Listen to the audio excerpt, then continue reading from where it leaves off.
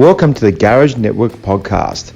Join us and the occasional special guest as we discuss everything automotive, from fixing cars as a technician, owning an automotive workshop or business, overall work-life balance, and even the occasional laugh.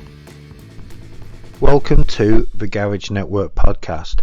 In this episode, we'll be joined with Paul from Century Yuasa Batteries, and we'll be discussing all things lithium ion. Enjoy. So I suppose the main thing we're talking about today is the lithium product that Century released sort of later end of last year.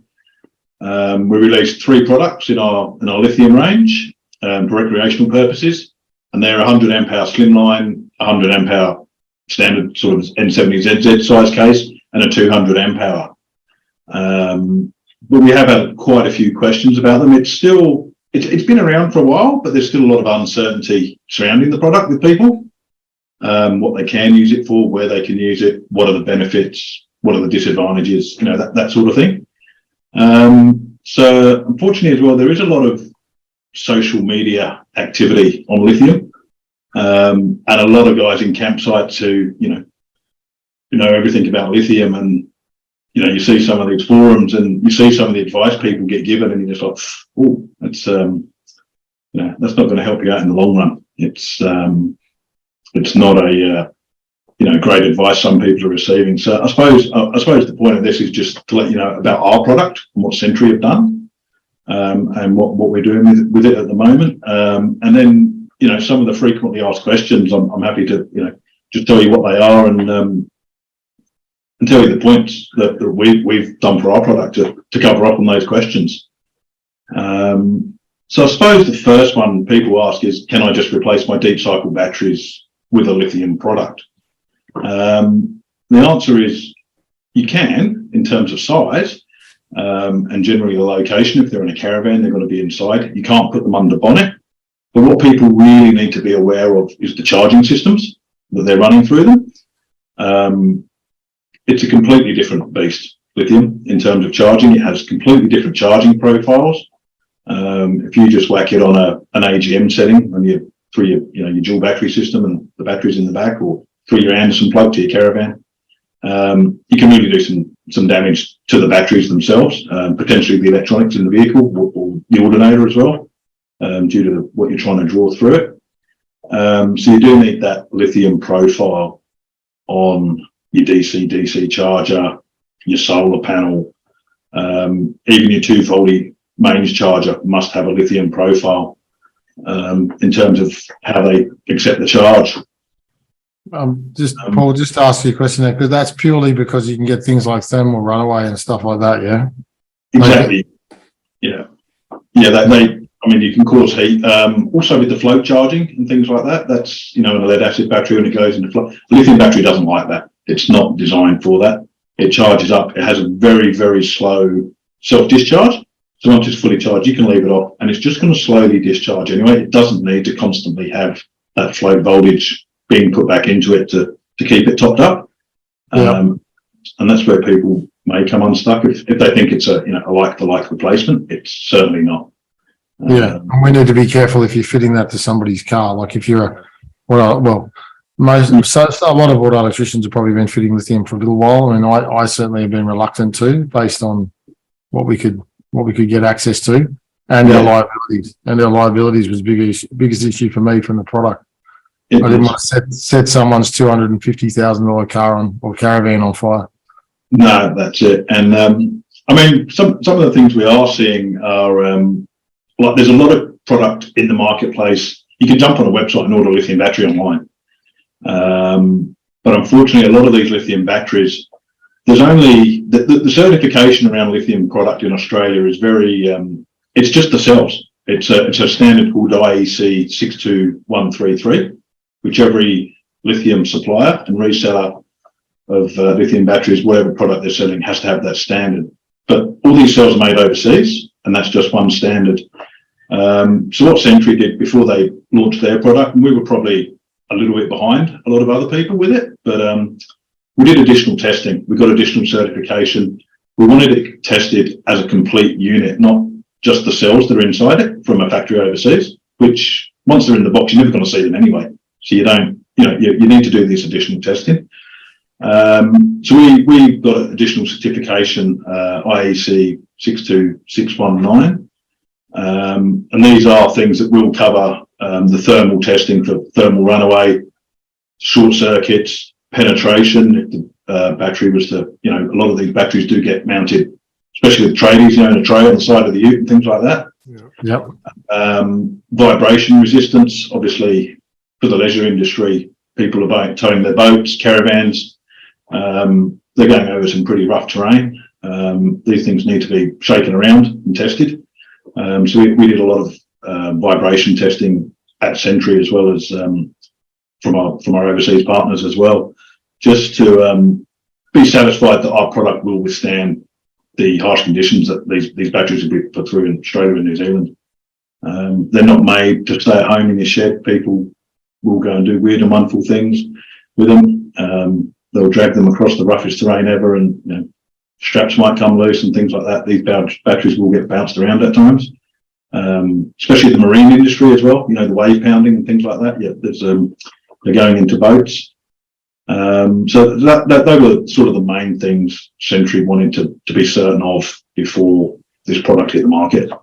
And we're satisfied with what we've got.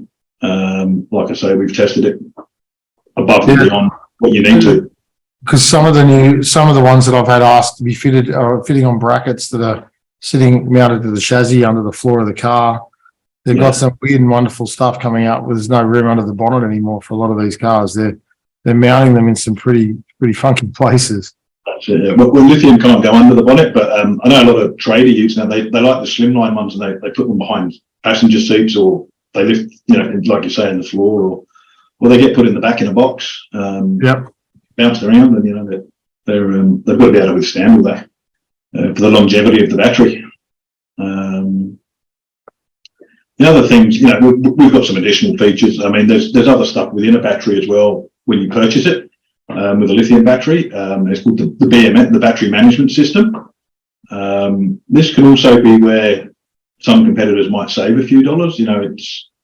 It's a safety system. It's the overall safety system for the battery.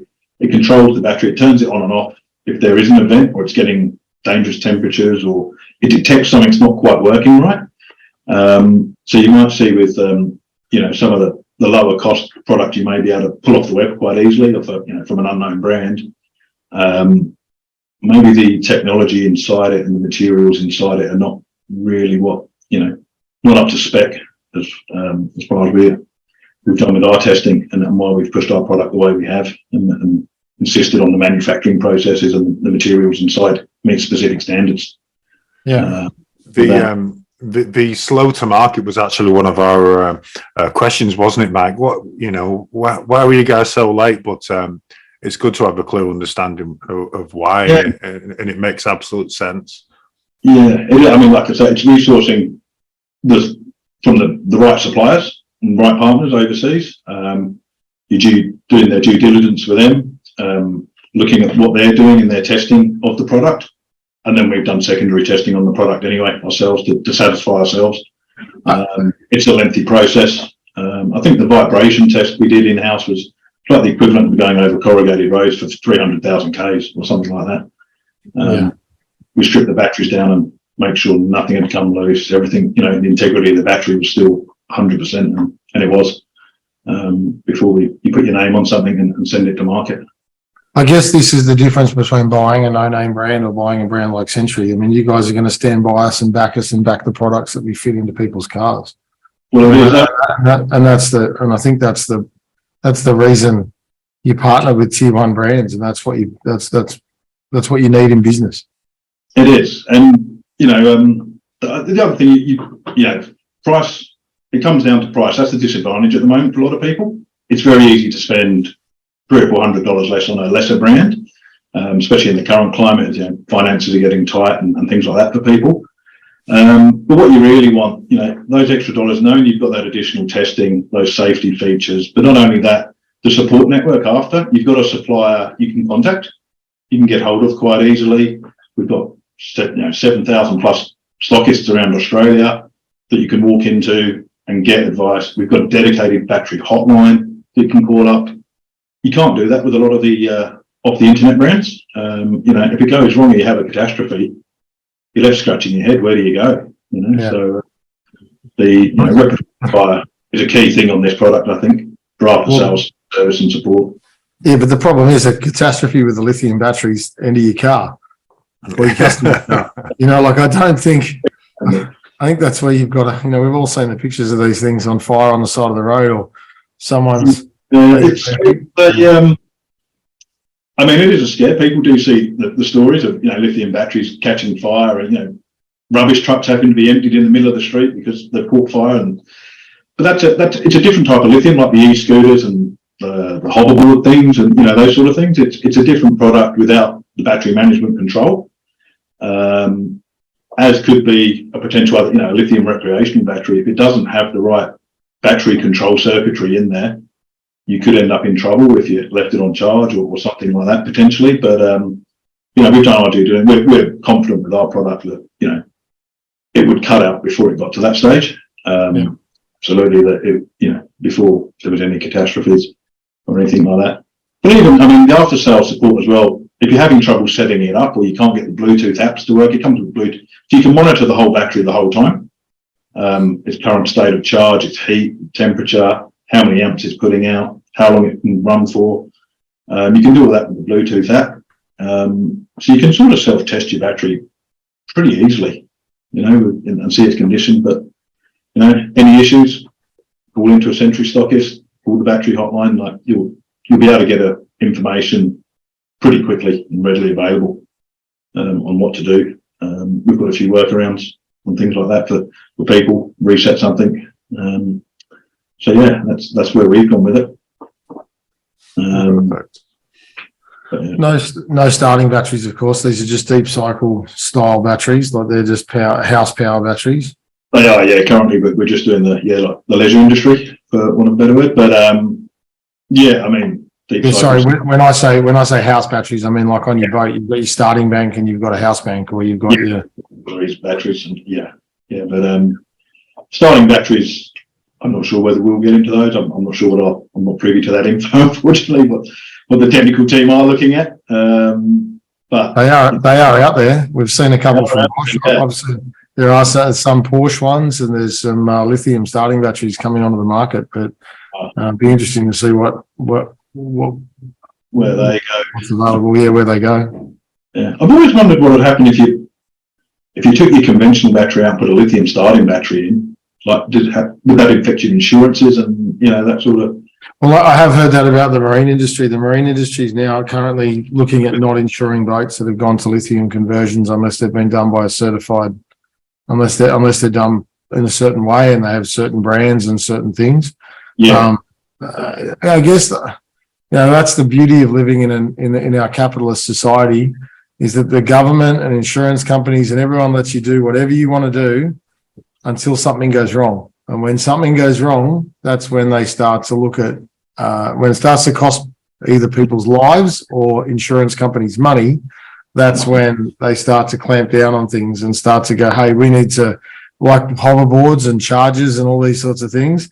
They don't start to do anything about it until it either starts to affect lives or wallets. and that's when they start to make changes. But unless if we get a series of events that, fire after fire after fire based on lithium batteries, then that's when they'll start to clamp down on it, I suppose. But I have heard that's happening in the marine side. It is, and the Australian Battery Institute are currently submitting stuff to the ACCC about some. We've been involved in a bit of a working group with them, as have other suppliers, about some sort of legislation on lithium batteries, prior testing, certification for them. Not to try and upset anybody, but to get those lesser brands that creep in from overseas, mail order. It needs to be done, doesn't it? It's got to be done. Well, I think it needs to level the playing field. Like, you guys have got to work you're a company working within that. You can be dealing with someone who's selling batteries out of their backyard or out of a garage. And I know that is the that is the world that we live in. You know, you can have someone, obviously the same way Uber arrived and disrupted the taxi industry. So that sort of disruption in any sort of retail market, is a hard thing to deal with. But if as a business you've got to dot your I's and cross your T's, then so should they selling the batteries out of your backyard. You know, that's it should meet a certain standard. It's got to, yeah. It's got to be a fair playing field. I think that's fair enough. But again, for us as industry professionals, I mean, this is why you pick a brand that's going to stand by you through thick and through thin and stand by their product on the other side of it. Hence why you're late to market. Hence why you're doing or delay to market, but the testing and so that you can stand by your product. I think that gives peace of mind fitting that product. So now I would think about fitting the product. Do you guys recommend any brand of DC to DC charger, or it just got to be a lithium one, or do you have recommendations what suits your battery, or how do we go? Are you essentially making them? Is that something that's happening? What should I be fitting in the car? Yeah, we're not making or supplying DC chargers. I'm not sure whether we ever will or won't. It's a bit of a different industry, that industry.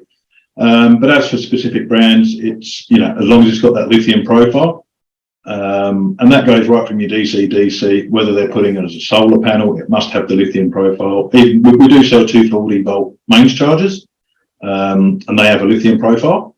Yes. That's part of our range now. But other than that, we let the experts in that field come up with them. But there's, a lot of people say with a changeover, it can incur an extra cost of having to upgrade your charging systems and so forth. But if anyone's put a dual battery system in the last 2 or 3 years, they probably have a lithium profile on their charging system already. They've just got to swap the wire over to what the output is for the voltage, and put it on that lithium setting. But yeah, we're not currently selling that kind of product. Well, in saying that, as someone that fits a lot, I've fitted quite a few dual battery setups. The changeover of the hardware or of the module, like say a Red Arc one or a C-Tech one, it wouldn't be most of the cost is in the wiring, running the wiring, hiding the wiring, insulating the wiring and the terminals. A lot of that would be relatively easy and inexpensive to swap over. I mean, admittedly, most DC to DC chargers are about $1,000. Yeah.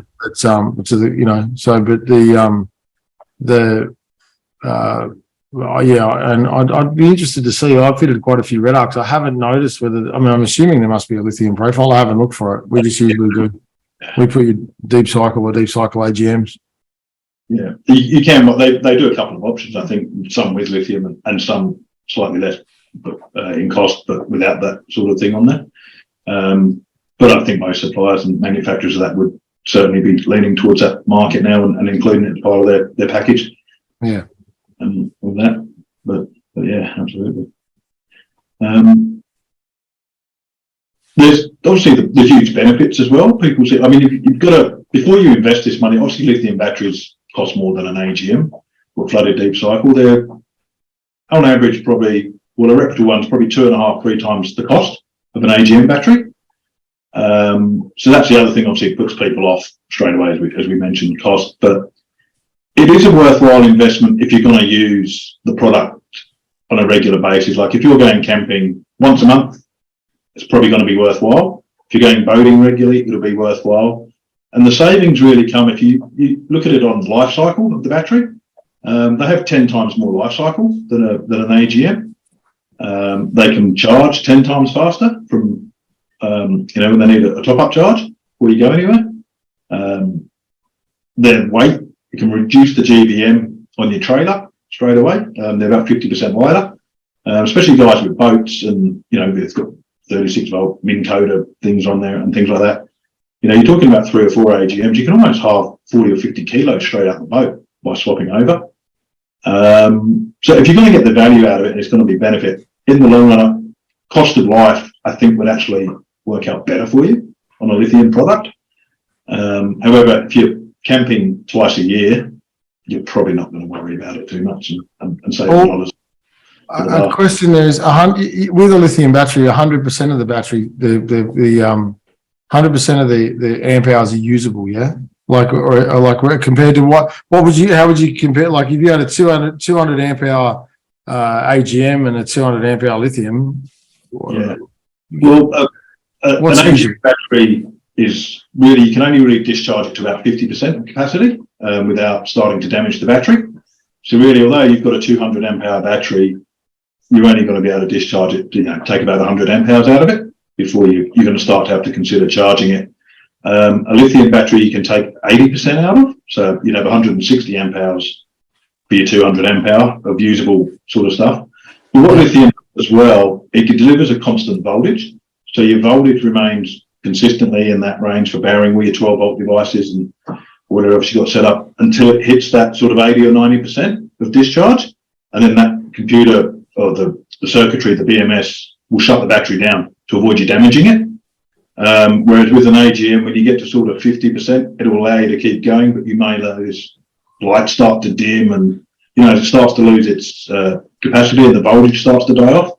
But once you go past that 50% on an AGM several times, you're never going to get it back to 100%. You'll start to damage the internals of the battery if you consistently do that. Whereas a lithium, it just won't allow you to do that. It'll just cut off. But then the advantage is you can charge it up in, if you took it, if you took an AGM down to about 50%, you might spend 10 hours on the charger getting it back. With the lithium, if you took it down to 80%, you've used it for longer, you can put it on the charger and have it fully recharged in 3 hours and ready to go again.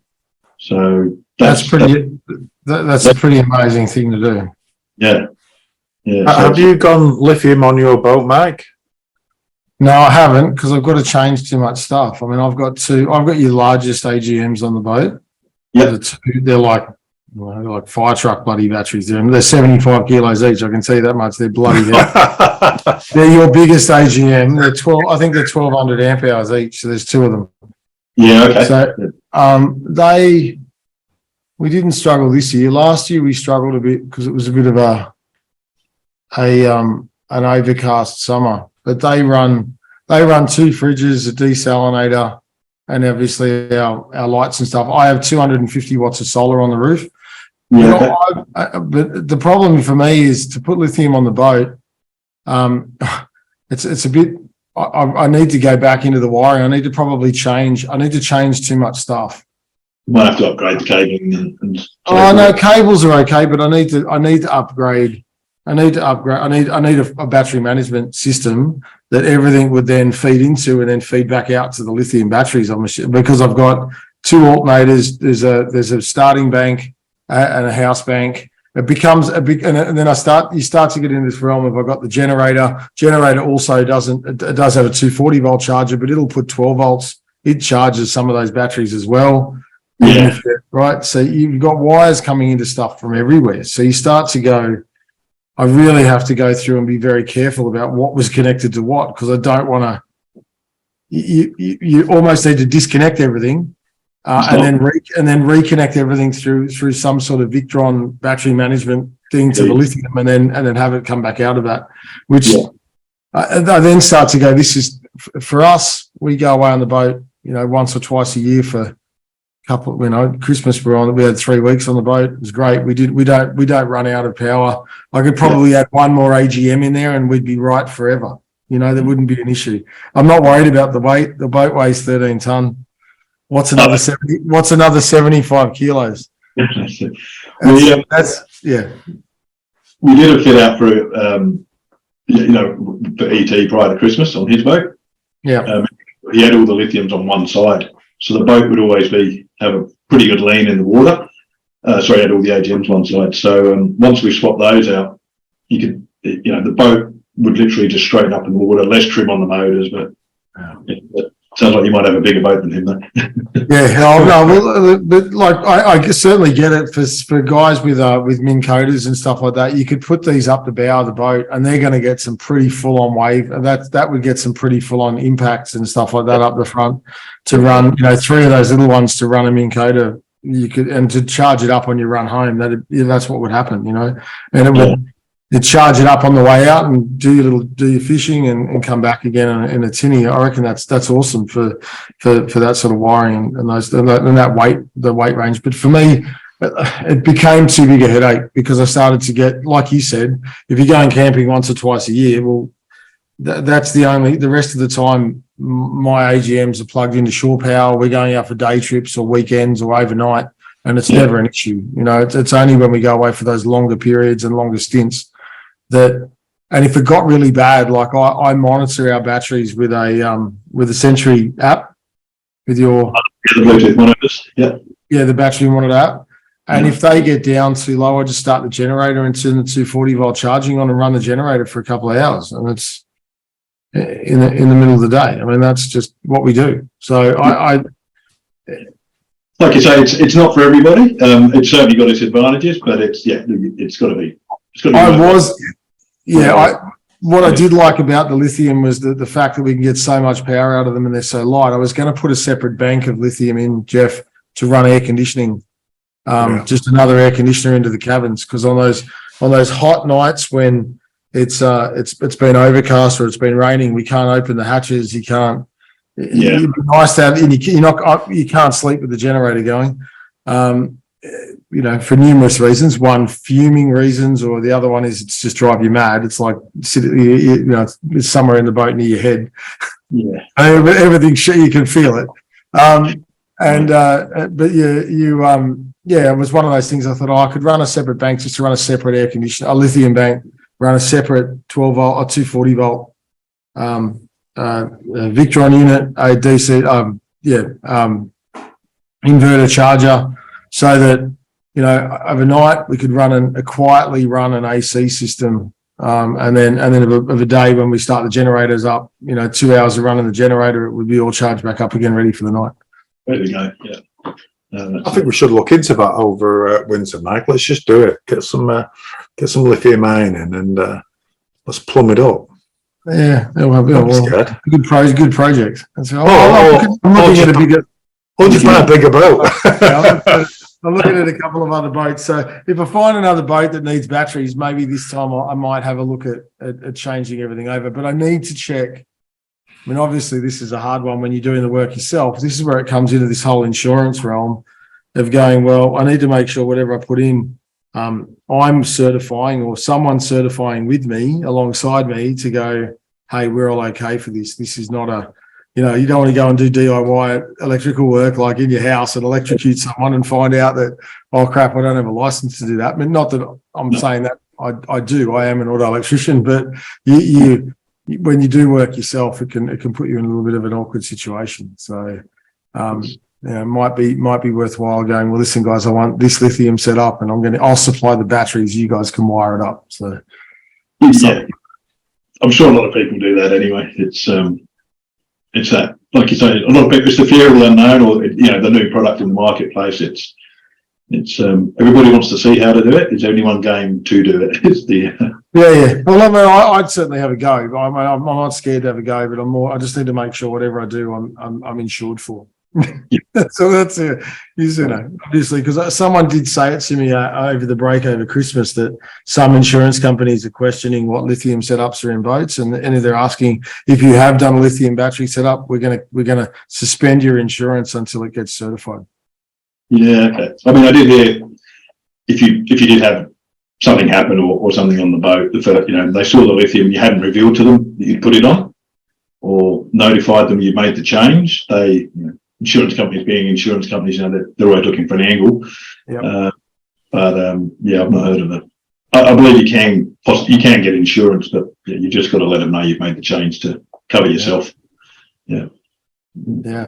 Well, it might change your premium. See, that's probably what it is. But we'll see soon enough. I mean, the number one question on boat insurance from Club Marine, the number one insurer in Australia, is your boat north of the Tropic of Capricorn, and that's purely to do with cyclone stuff. I wonder. I'll keep an eye on the policies to see whether it says, has your boat got lithium batteries? If it's a big, that'll become question one eventually. We'll just see. I'll keep an eye on that page. But yeah, Jeff, we'll have a go. I'm going to buy a bigger boat. Oh, look at you. See, I've talked him into it. I hope I'm on commission. But But they are, you're invited out on it. That's it. Okay. the 04 product that we're actually using is of all the lithium products available on the market, obviously e-scooters and mobile phones and laptops, it's actually one of the safest of the lithium family. It's like I say, we've done the extensive testing. I'm sure we would have seen a lot more stuff if it wasn't safe. My belief is a lot of that stuff you do see is, like you say, the uneducated just having a bit of DIY stuff at home, and they spend all the money on the products and the chargers, and they skimp on the cabling or something ridiculous and put the wrong size cabling in, too small, can't cope, that sort of thing. That's which you see with dual battery systems as well. In general, like even with AGMs, it amazes me when people have an issue with it. Dual battery systems, it's cabling. They've put a tiny cable in there and spent all the money on everything else. Yeah, cool. So anything else? You got any bigger ones coming? So you only got 3 at the moment, up to 200 amp hour. Anything bigger? I'm not sure what we have got in. I'm sure we'll expand the range. It seems to be you need half a dozen different sizes to suit everybody these days. What's in the pipeline, I'm not sure. That's down to our technical and marketing team that sort of govern that. But I would like to think we'll grow the range. Yeah, it's been popular so far for us. It's really gone well. We launched it at a good time in that run up to Christmas as well. As you start to get boats and caravans and things out, it was in a bit of demand. So yeah, hopefully that demand will stay, and we'll keep selling the product and doing conversions. Yeah, I'm fishing for tips there, Jeff. I couldn't get any. I'm just trying to. Well, I have got to say, knowing that the testing that you've done, and and you could have possibly released something which wasn't maybe as good a product. You've done it, definitely done it the right way, and I hope everybody buys all the lithium batteries from you. Yeah, I mean, like you say, the market. I mean, not the market. You're going to put that Century brand name on to a product. It's got to withstand. It's. I've actually got Century written on my T-shirt, so I do agree. It's on a good product. Yeah. Oh, I've not even had a beer yet. Yes, you have. Yeah. You have. I saw you drink it before. I haven't. Oh yeah. I've not. You've had Well, have you had a beer? beer. Yeah. I didn't bring one, but I'll get one next time. Oh dear. Sorry about that. So I tell you what I want to see, Mike. I want to see the app. I haven't seen the, I know that there's a lithium-ion one, but the AGM app, I'd like to see that. That's just a little battery management. Mm. Hang on. Have I got it on my phone? No, not this phone. I haven't got it. I've got it on the other phone. Yeah, I'll show it to you because I've got it on the. I've got they're still around, are they, Paul? Yeah. Now, I do have a question. I've got one on the boat. I wanted to put another one on the starting bank and another one on the generator. Can I run 3? And will it identify the 3? The Bluetooth app on your phone, it picks up when you open the app the nearest one you're to. And then can I change them? It'll just, yeah. people have multiple, in caravans and have them in their car as well. And as long as you're close to the actual monitor bit on the battery, or that's the closest one to your handset, that's what it will pick up. Yeah, so you can name them individually: battery 1, battery 2, battery 3, so you know which one you're looking at. Yeah, okay, that's right. And then you can select which one you want out of the 3, or if all 3 of them are available, I think you can have all 3 up and select one. It will just switch to whichever one you go nearer to, I believe. But yeah, that's going to be a bit funny on the boat. I'll find out. I've got to order another. Let me order 2 more, and then I'll put them on the boat and see what happens. Do you know when you order your batteries, Mike, and you need to take them to your boat? Don't ring me. Everyone says that. A couple of people, those 75 kilo ones nearly killed us. So maybe the next boat, this one won't need any new ones because they're Century. They'll last for 5 years, so there's no problem. No, it's maintained, charged. That's the maybe next time I will go to the lithium. Obviously, there are a lot. Well, what's the weight difference is massive, isn't it? It'd be 50%. It's Yeah, Oh, Mike, I'll carry those. I'll carry those maybe light ones for you. that would end up being the equivalent of 35 kilos worth of batteries on the other side. Like if they're 75 kilos, you'd be talking about 37 kilos. Yeah. But you don't do that big. The 100 amp hour, off the top of my head, AGM, I think it's about 30 kilos, 29, 30 kilos. And the 100 amp hour lithium is 13.5 maybe. Yeah. So when you start building them up. And then can we parallel them together? They're okay to be parallel together, lithium? Yeah, you can put them in parallel. You can connect 4 in series. You can put a 48 volt system in if you wanted with the 4 or and parallel them up. Okay. And there's no problems paralleling them up. Is there a limit to how many you can do, or is there 4 in series, 2 in parallel? Yes. Is what we recommend at the moment. That changes, more product comes through and the market grows for it, and additional testing and stuff like that. But that seems to be the most common combination for us that we've noticed with selling it. The 2 in parallel in the caravans and boats and things. We did put a 36 volt, a series of 3 in for the Minn Coda for the boat we were talking about, and they all work off that same BMS. You've got the Bluetooth monitoring. You can check each battery's being drawn evenly, getting recharged evenly. And they're all, it even gives you the temperature of the battery. So your limits and things like that.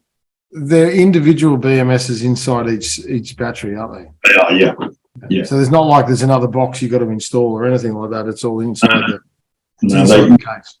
Like the Bluetooth monitor you were talking about on your current batteries, it's Bluetooth monitoring for the lithium. But this one, you can see each battery. You just toggle across and see them all individually. Yep. And it will give you all the information you need, the voltage coming out of them, even the draw that's on it, and how long you've got left till you potentially need to charge them.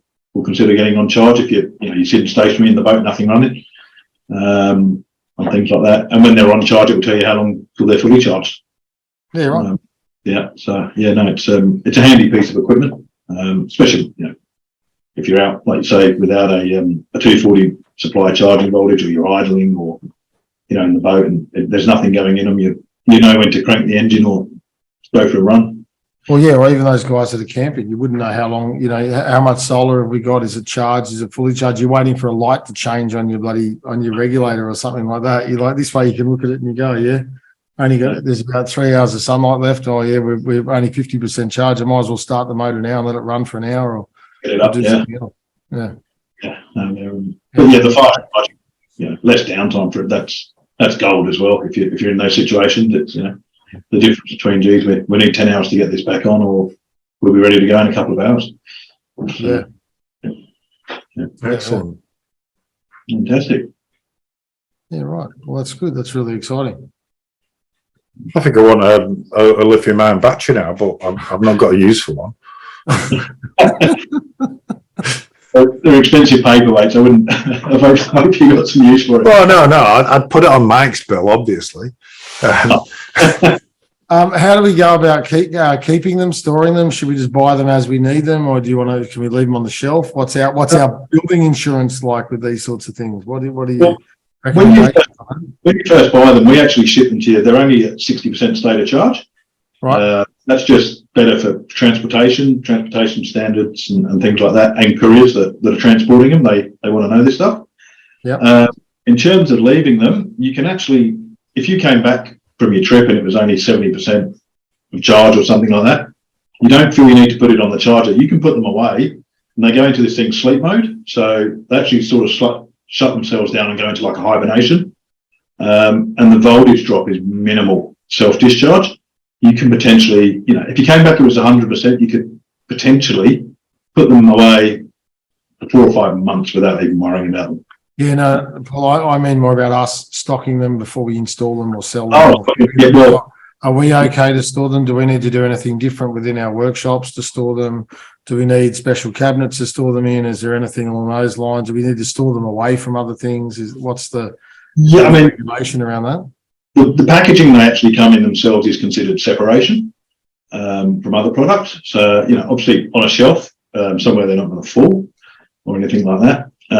Because we deliver them to you at 60% state of charge, the first time you charge them is when you go to install them. So they're in a safe state when they arrive. They can be left there, obviously not near any sort of flammable or hazardous materials, not near direct heat sources and things like that. As you would with other types of batteries, in a well-ventilated area on a secure stand would be the ideal thing. But other than that, they're probably a less volatile battery than some others because they come in that 60% state of charge to you. Yeah. They're not in full working operation. You need to charge them first. So that's I wouldn't have an issue with putting one in a box and putting it on the shelf in the garage and leaving it there until I went to use it next, and then pull it out, charge it up, check where I am on the Bluetooth, and off you go. Yeah, no, just checking to make sure we don't need to keep them in any sort of secure area or secure box or anything like that. Or I'd probably recommend maybe for your own building insurances and things like that, a lithium-proof fire extinguisher, just in the event that something did happen, but highly unlikely. And the lithium ones will cover a range of different fires as well, but they just have a slightly different chemical makeup in them to deal with lithium. Right. So I think they smother the things a bit quicker and potentially we probably all need that for hybrid stuff anyway as we move forward. So as electric vehicles and things like that, I'm sure it's all things for the future with that sort of stuff. Yeah. I didn't think much could pose lithium fires out, to be really honest. No, I don't think you can. I think once I thought they were like submerging them in a vat. Anyway, look, hopefully this never happens. Just don't leave your Milwaukee batteries on overnight. That's all I'm going to say. No, so that's a different type of lithium chemistry. Sorry, I didn't actually say a brand then. I mentioned a place in America, but yeah.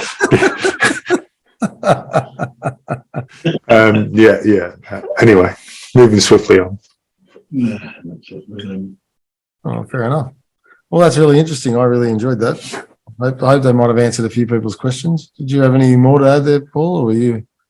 Does that sum up? I think we've got a range of topics there, but it's it's the way things are going. I think we'll start to find most caravans and things that come into the marketplace now are coming with lithium. As part of when you order them, it's the way it's going. Yeah, well, that's interesting because I just did one last week. I did a Anderson plug at the rear of a car for a truck actually. I wonder. I mean, I'm assuming they would assume that the Anderson plug is just going to be connected to some form of they'll have their own lithium style DC to DC charger within the van. Yeah, they'll inbuild it. Yeah.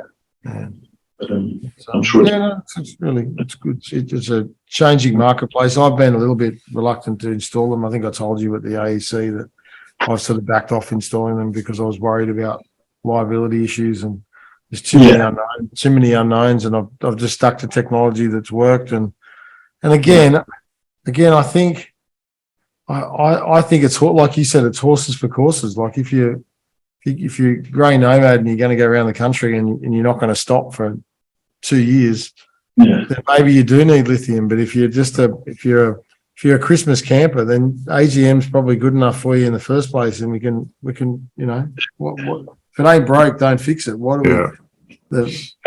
That's where the market is, I think, at the moment. Yeah, it's the serious campers, the serious boaters, those that want that extra power, extra run times, quick recharging because they're constantly out. That's where the benefits are for them.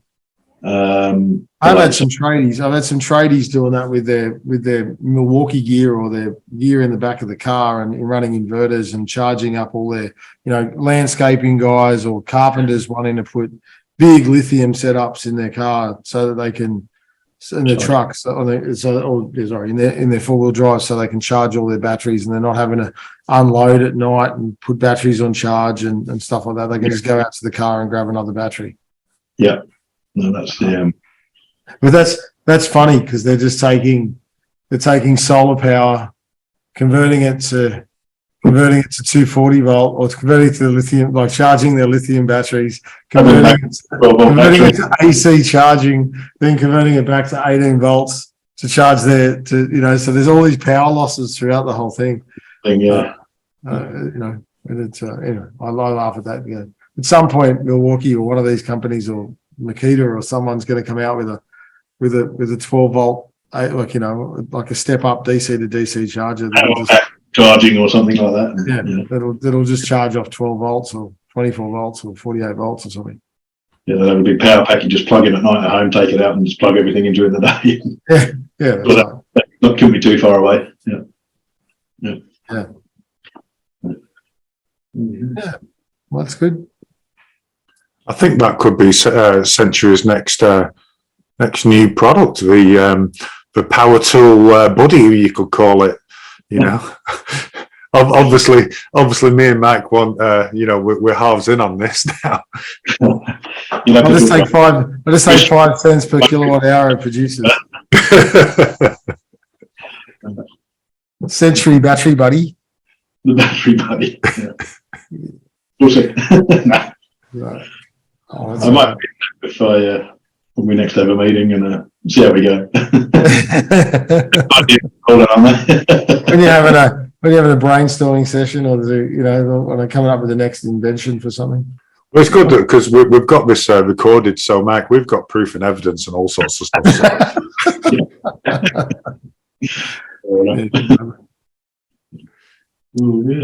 All right. Well, thanks very much for talking to us, Paul. It's definitely cleared a few things up, and I've learned a few things as well. And but that's fantastic. We love how Century work and love where you've done it, and it's only going to benefit the end user and the happy customers. Pleasure. Oh, thanks, Paul. It was really nice. Pleasure to chat with you. Well, I think we're going to call this one a wrap. Big thank you to Paul from Century Batteries. Also a big thank you for Century Batteries. They've always gone above and beyond anything we've needed on the Garage Network. And also don't forget, if you're not on the Garage Network group, hop on Facebook. You're welcome to join. Any people in the automotive industry, you're more than welcome. So yet again, that's it from us. We'll catch you again next time.